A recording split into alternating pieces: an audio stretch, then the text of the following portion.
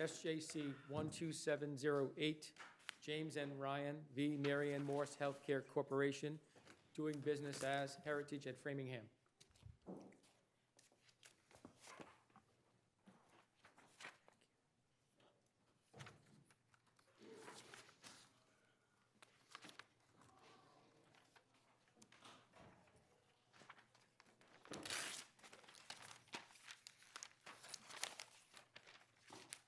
Mr. Garrett, good morning. Good morning, and may it please the court. Your Honors, this case is not a case about statutory interpretation because the statute is clear. Chapter 19D, Section 14 says in clear and unequivocal terms that assisted living facilities must comply with all state and federal laws and regulations that deal with consumer protection and the exploitation of the elderly, the financial exploitation of the elderly. The security deposit law touches on both of those concerns. It's a consumer protection statute, and it prevents financial exploitation. This court need go no further than that. But you don't have to take my word for it, because the defendant in this case, Mary Ann Morse, put it in their own lease agreement. If you look at page 33 of the record appendix, at section 4, subparagraph C, they put a provision in the own lease that says they are required to comply with the security deposit law. So this case is as simple as that. I don't find much simple about the case. Can I ask sort of a more basic question? The only issue before us is whether these, what are they called, consumer fees can be included, right? That's the only issue we got to resolve. These consumer fees are designed to pay for services that assisted living facilities provide, right? Bear with me just generally for a second, right? Sure. Why couldn't we decide, and normal leaseholds don't deal with these types of services or fees. Why couldn't we decide that the legislature, what's included and what's not included in this is complicated because of the way this is written, but these consumer fees are distinct to assisted living facilities, and as long as the charge is limited to this upfront evaluation of that, they're fine, and just narrow it to that. So we don't have to decide whether they're exempt from all of the landlord-tenant laws or covered by all the landlord-tenant laws. Just this particular fee, which is meant to deal with a distinct service these provide, is okay. So I want to start, Justice Kaffer. Yeah, no, it's a question, not an answer. Yeah, with the name of the fee. Right. It is not a service fee. It is not a individualized service plan fee. It's a community fee. Right. And I think that's important here because we're not dealing with the services that you're talking about. This case was decided on a 12b6 motion to dismiss. Mm-hmm. We never got to the factual allegations. In fact, we never alleged what the fee was for other than in the complaint saying that it was not used for the permissible. But I thought we know what it's for. It has 4 components, right? Correct. And what are those 4 components? I think there's 3 components. It includes the initial service coordination plan, move-in assistance, and to establish a replacement reserve for building improvements. So the first 2, initial service coordination. So when you go into an assisted living facility, they got to evaluate whether you belong in this facility as opposed to a nursing home or an independent living arrangements. Isn't that something quite distinct from landlord-tenant law? It would be if that's what the fee was for here. And my client alleged that they got none of that. And I think that's a very important distinction here. Again, this is something that was never developed. But that's a fact question.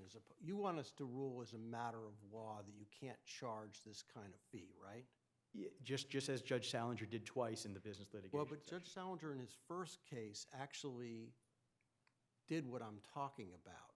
He talked about this community fee as being okay as long as it was limited to that type of service, right? Correct. So only in his second opinion does he take this categorical approach. And I'm not even sure he had to deal with that issue because there were multiple. It just seems like the case could be a lot simpler if we just focused on that. I'm not saying you have to, but Well, and again, I think the problem here, Your Honor, is that when you're talking about these types of fees, we're talking about transparency, what people are actually paying for. I think these classification of fees that were included in this lease, it's certainly open to a lot of factual interpretations. If this was specifically for some sort of service-related activity, then I think that Judge Salinger is correct in that instance that yes, perhaps this fee would be permissible. But that's not what these fees have historically been. And so you have to comply with what the law says. These assisted living facilities know what the law is. They put it in their lease. So you said they. So at the beginning, you said that this assisted living facility put the provision in that eviction law applies. Is that true with all assisted living facilities? So I have no idea. What I can tell you, Your Honor, is that the Executive Office of Elder Affairs talks about what could be included, what has to be included. So the statute. It's a big deal. It's a big deal because if this litigation is about, well, let's make sure that that as far as evictions go, that these residents are being treated fairly, that's one thing. Or if it's about a whole bunch of people being able to recover because you don't have the security deposit in the right bank account, it's a whole different case because it's just as Kafka's pointed out, this is, most leaseholds, maybe all leaseholds, don't have a consumer fee. So there's two distinctions I want. The first thing I just want to clarify an earlier statement that I made. When I said that they included this provision in their lease, I'm talking about when they were talking about their obligations if they were to accept last month's rent. They say, well, we have to comply with 186 Section 15B. We are required to pay interest in accordance with that law. I wasn't talking about the eviction procedures. But to answer your question as to the eviction procedures, there's a simple reason why that was included in Chapter 19D, and that's because they wanted to provide procedural clarity on what to do if there's an eviction. And the reason why you needed procedural clarity is to distinguish between a typical tenancy relationship and a licensee scenario where there are effectively no rights. There's no notice requirement. There's no stay of execution if you can't find a place. There's no right to counterclaim under 239 Section 8A. And the legislature wanted to make clear, because there is two ways that you can remove someone from the premise, that we are going to include eviction rights in the statute so that we can resolve this issue. And Right. there's a case that we cited in the reply brief. It's YWCA versus Cerise. And this is a case dealing with a domestic violence program where there was a conflict with the YWCA and they wanted to evict this woman that was living there, and she was a licensee. And in that decision, they talk about how you have all other rights as a landlord-tenant, right to quiet enjoyment, but you do not have the rights to evict someone through this process. So that's why in the lease, they talk about having evictions done in accordance with 239 and 186.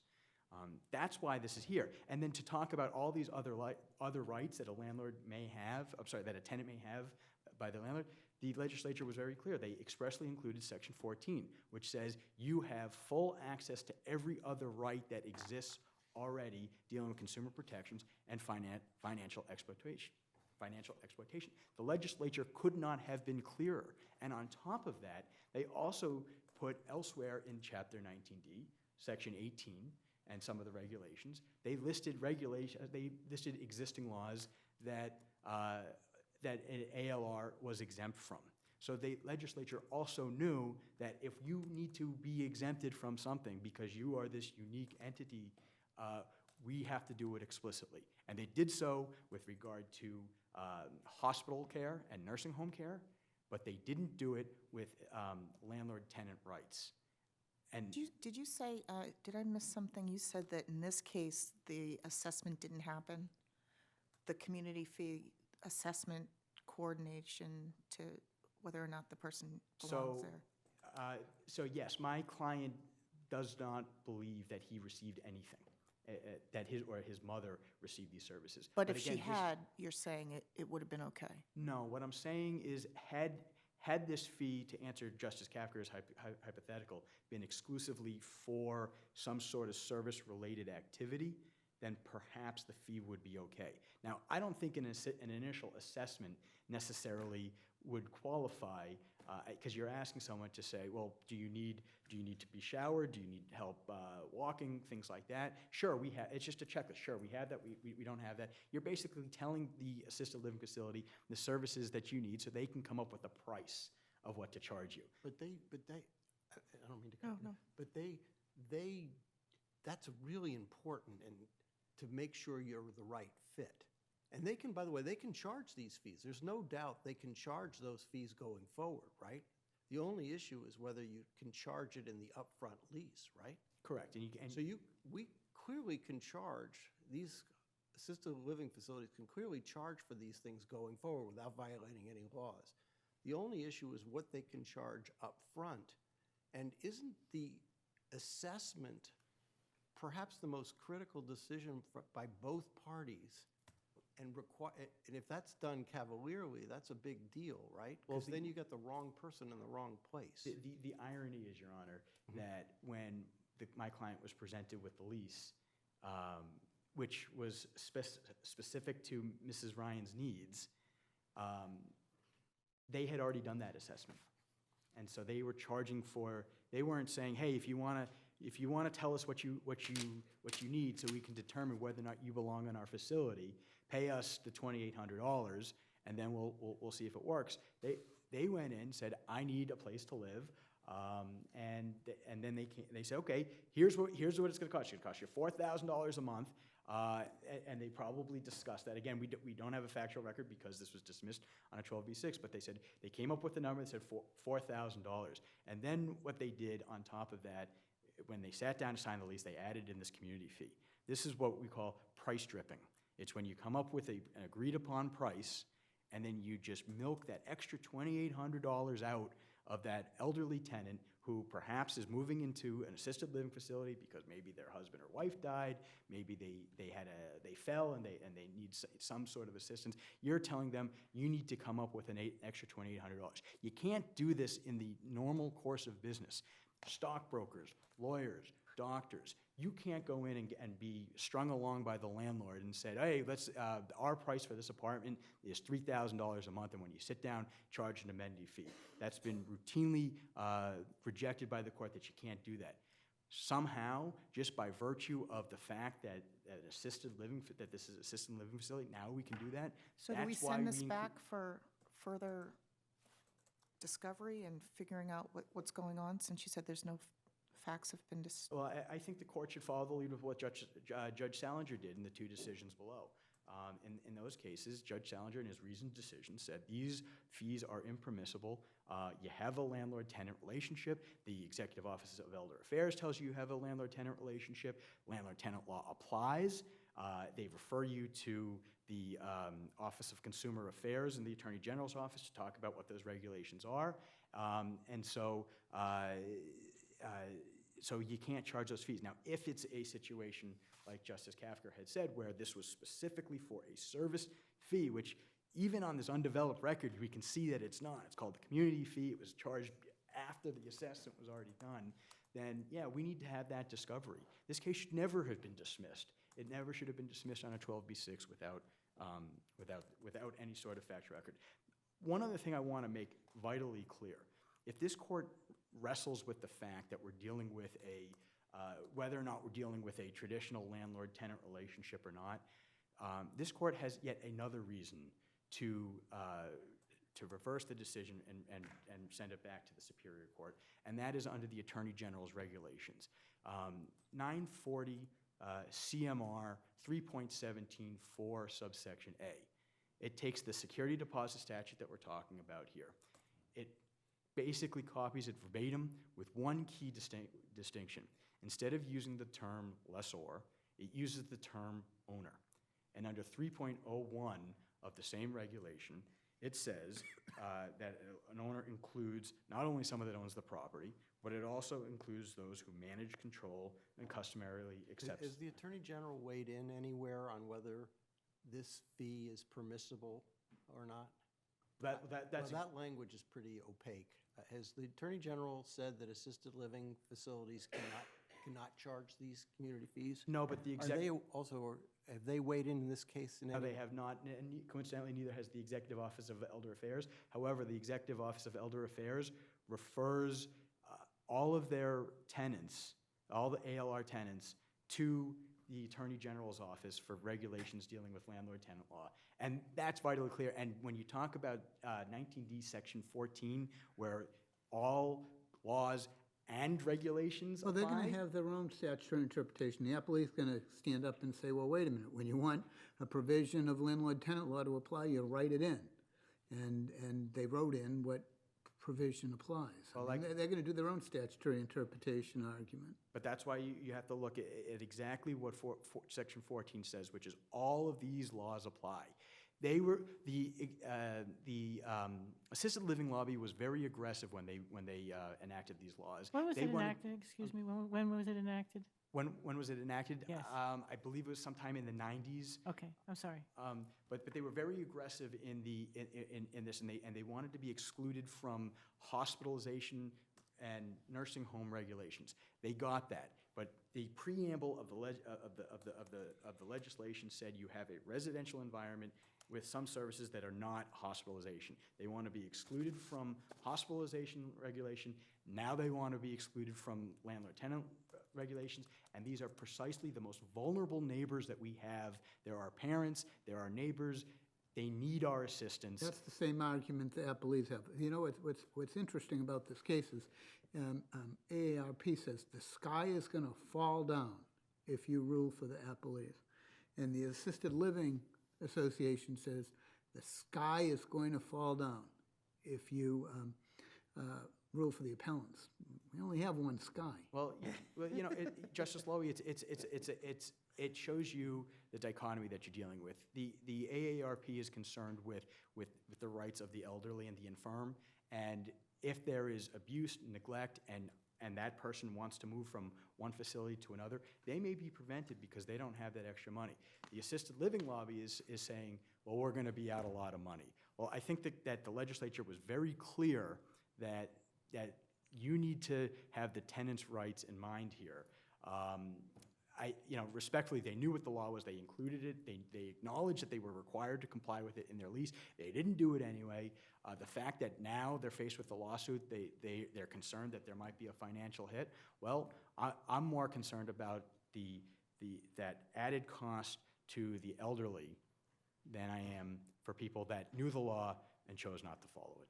But pragmatically, if you are right, and if there's a violation of the security deposit law, then every nursing home who has imposed these fees would have to both return the fee and pay treble damages, would they not? And, Your Honor, we did this with the regular landlord-tenant law industry. We went after Archstone, we went after Equity, we went after all of these huge multi-billion-dollar companies, and you know what? The industry changed, and the sky didn't fall. If we do it for tenants that are doctors and lawyers and scientists, then we need to do it for the elderly. All right, thank you. Thank you. Ms. Nguyen. Good morning. May it please the court. I'd like to start with reminding the court that this was a class action lawsuit, and the claims are ones of violation of 93A and consumer protection laws, and the allegations were that charging a community fee blanket for all assisted living facilities violates consumer protection laws. So it's not a question of facts specific to Ms. Ryan in this case, that there were no allegations and there's no breach of contract claim. So it really is a statutory interpretation case. And when we interpret a statute, we look to the intent of the legislature. And the easiest way to do that is by looking at the plain language. So 19D, in the definition section, elderly individuals who live at assisted living residences are called residents. They're not tenants, and that's purposeful. Assisted living residents provide lodging, they provide housing. They do not provide possession to a leasehold. A resident is afforded privacy within their unit, but within the rules that are established by the assisted living residents. So it is not exclusive possession of whatever their apartment is. They don't even call it apartment, it's a unit. And Isn't the landlord-tenant law, though, sort of a classic consumer protection statute? And the issue about exploitation of the elderly is also sort of brought into bear if there aren't rules about what you can charge up front in getting here. So I'm just worried that you're trying to prove too much here. And you're going to end up, the statute is ambiguous. It's not crystal clear what's included and what's not. And the fees themselves are idiosyncratic. So I'm just wondering why we're in this all or nothing world, as opposed to just addressing this particular fee and how it's structured. Because otherwise, you're asking us to read out a lot of that statutory language. if I could, the security deposit statute does, I think, two things. It sort of strictly limits a landlord's ability to enter a premises, and it protects tenants from landlords exploiting them with upfront fees just for the lease. They get nothing but the lease. So those two things are not. But that's one of the heart of the consumer protection laws, that what you can charge in a lease up front. And if to say that you can charge the elderly whatever you want up front, because doesn't that read out all of that language about consumer protection and exploitation of the elderly, unless we narrow this to something that's distinct to what you're doing in an assisted living facility? Aren't you asking for trouble to read all this other stuff out?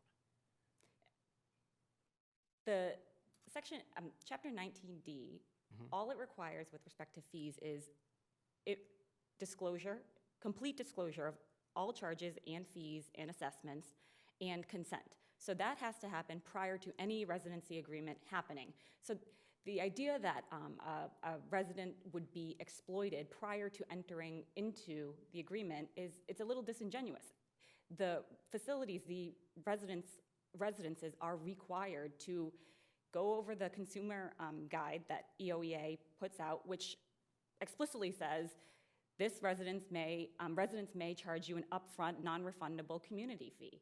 So it's not as if it's a surprise, and the prospective resident is not obligated to enter into a residency agreement where the fees are exploitative. But doesn't that may help you.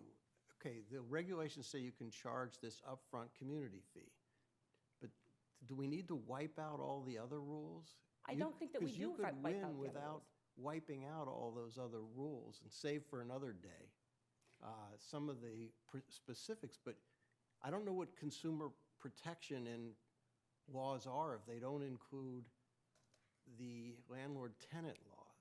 So the statute says all applicable state and federal regulations. So not all state and federal regulations, all applicable ones.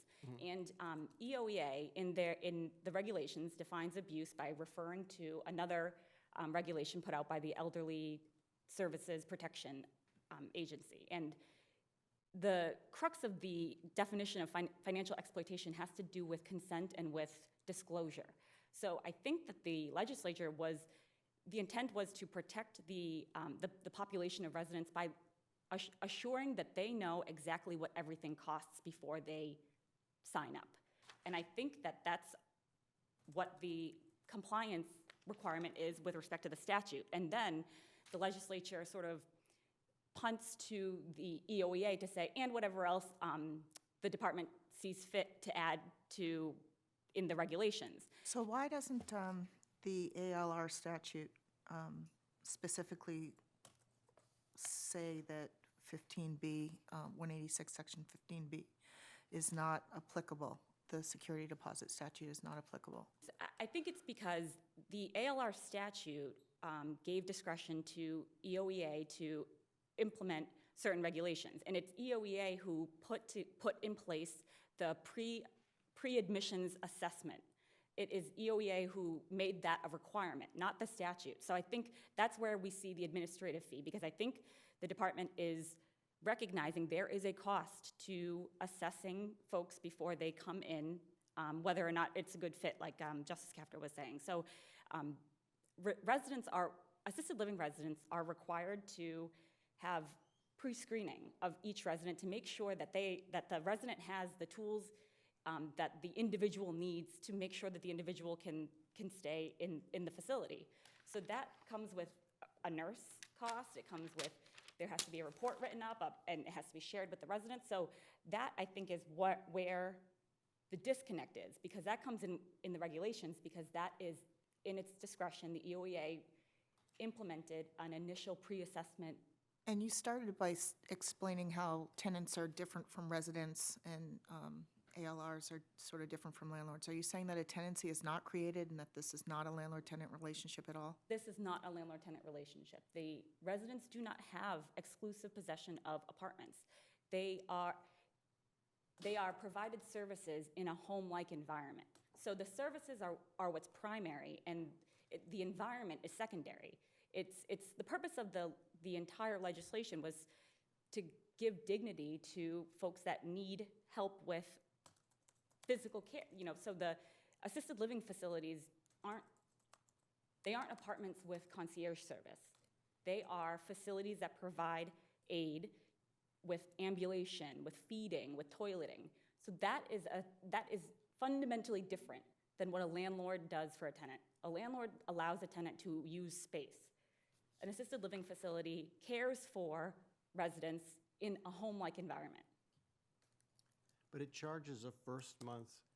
Why do they have security deposits in first month and last month rent? So Heritage does not have a security deposit. So Do they have a first month and last month rent charge when you come in? yes, So isn't that like a tenancy? It's not like a hospital or it's awfully like a landlord-tenant relationship with special provisions, isn't it? but that doesn't, Heritage's misunderstanding or misapplication of the law does not mean that assisted living residents are subject to the security deposit statute. So whether or not there's a contractual obligation that Heritage created itself, that doesn't mean that all assisted living residents are barred from or are subject to the landlord-tenant. Just noticed that was in all three of those cases, wasn't it? The whole three we have the exact same provisions. I take it it's kind of a standard provision in the industry. Industry standard since 1995 has been these community fees are permissible pursuant. And the first month and last month rent too? They're not impermissible, Well, but they're in, I just noticed they were in all three cases.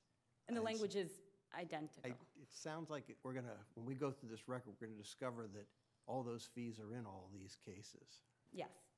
And I think that it's important to note that the spirit of the security deposit statute is to protect tenants from having to pay extra for their tenancy. But the reality is, if assisted living residents are forced to absorb the cost of the assessment, they're just going to spread it out by monthly fee. So it doesn't help the residents in the long run, because it's not as if they're being saved from spending money up front that they won't end up spending later. It's just, But we still have to figure out what the statute means. I mean, how you deal with it once we figure it out is up to you, but we still have to figure out I how think the easiest way is to just look at the plain language. The fact that the legislature only mentions leases when differentiating assisted living residents from elderly housing. And elderly housing is just places where elderly folks can live and with a lease. There's no services provided. So the fact that the legislature differentiated it and very carefully used words like resident, lodging, I think that that's just plain language. It's unambiguous that they are not landlords and the residents are not tenants. I've not gone back to the history of the initial security deposit statute, but my guess is that there were at least two concerns which triggered it. One is, I believe it came at a time in which there was rent control, and a number of landlords were charging key fees to evade rent control under the table. And the second concern is that there is federal support for housing, and people were taking key fees to essentially get additional money above and beyond what the state or the federal government would be prepared to pay for subsidized housing. Do we have either of those two concerns here? No. Does Medicaid or any state or federal authority pay anything with regard to any assisted living? Is it supported in any way by any Yes, federal or state grant? I do believe that individuals can apply for certain subsidies to help pay for their time at the assisted And living. what will that pay for? I think it would include the community fee, or whatever the formula is that, Sort of the question. I mean, I guess one concern that I would have is if it turns out that you can get federal or state support for the cost of assisted living, and a number of us at some point will be needing it, if it means that poor people... And others. Yes. Point taken. If it means that people of modest means are not going to be able to get into assisted living because they are relying upon state and federal funds to pay their monthly fee, but they're not going to have the upfront cash to pay the upfront fee, are we walking into a potential problem where we're denying access to persons of limited means? I think that regardless of whether it's unfairly, if it's unfair to certain people income-wise, the statute, well, the regulations require this pre-admissions assessment. It requires it. So assisted living facilities need to assess each individual resident prior to admission. So if a person can't afford the assisted living residence and can't afford to pay the community fee that pays for the service of assessing them, it may be unfair, but it is not.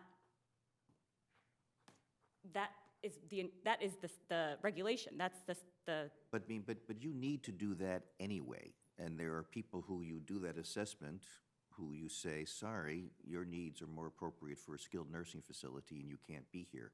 You don't get any money for the fact that you did it.